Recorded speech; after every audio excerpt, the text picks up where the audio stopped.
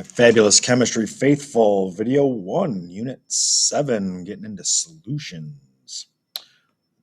First video, learning targets. What are we going to learn? How are we going to learn it? So, big ideas.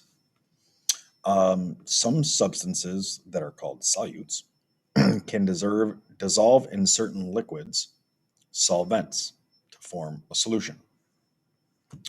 You're going to hear me say Kool-Aid about 350 times this unit, because that's a solution that I'm guaranteeing you're all familiar with. You took sugar, you dissolved it in water, you added the Kool-Aid packet, dissolved it in water, you formed a solution. Okay. The physical properties of the solvent will always be changed once the solution is formed.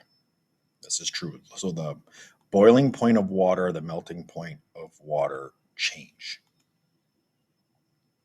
On to the actual learning targets.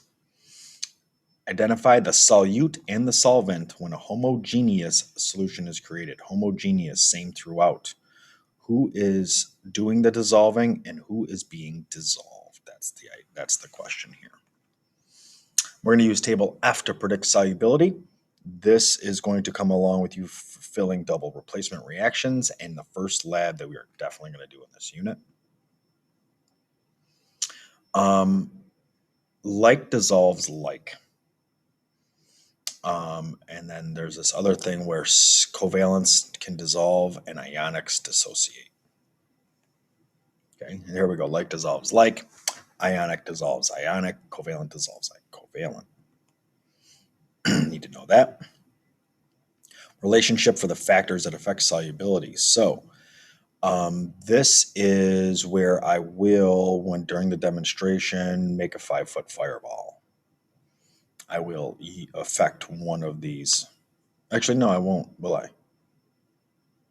No, that's kinetics, my bad. No 5-foot fireballs this unit. We're making ice cream, so that'll work. Table G, classified solutions as saturated, unsaturated, or supersaturated. Those are 3 words we need to know. And I'm going to teach you how to use Big Bad Table G and how to do that. And unfortunately, Table G has a lot of games to play. So we're going to spend a lot of time on Table G.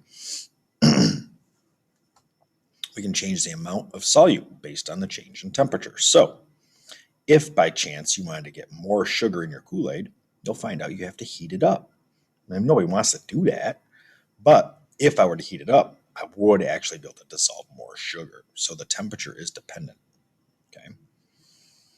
We're going to be able to calculate molarity, parts per million, and percent by volume. I'm going to make you do all 3 because they are part of the course, but let's be honest, molarity is the big one, and then molarity is the one we're going to need for next unit when we get into acids and bases. Understanding the values of molarity, when there's a little bit of stuff dissolved in water or a lot of it stuff dissolved in water, that's going to affect the concentration, is what we call it. Here, concentration isn't how close are you paying attention to the words that I'm saying. Here, concentration is a measurement of how much stuff per volume. So if you were to add a full cup of sugar to water or a half a cup of sugar to the same amount of water in 2 separate containers, the one with the full cup of sugar will be more concentrated. Now we're going to predict how adding a solute will change the physical properties of the boiling and freezing point. This is why we salt the roads. This is going to be the ice cream lab. Here is a layout of the assignments. That solubility curve lab is going to be a big question mark. It all really depends on, do I have enough of a particular kind of chemical? Precipitate lab is guaranteed. It's a lot of work, and I think predictable and kind of fun for you guys. And the ice cream lab, for sure, you guys are going to enjoy that. The POGIL is a straight up simulation, this unit. So there's one POGIL straight simulation, and we're on to new reference table quizzes, and that might actually be wrong. It might be 13, 14 if we just did 11 and 12, but I'll double check. Regardless, there'll be 2 reference table quizzes out for you. And with that, we're done with video 1.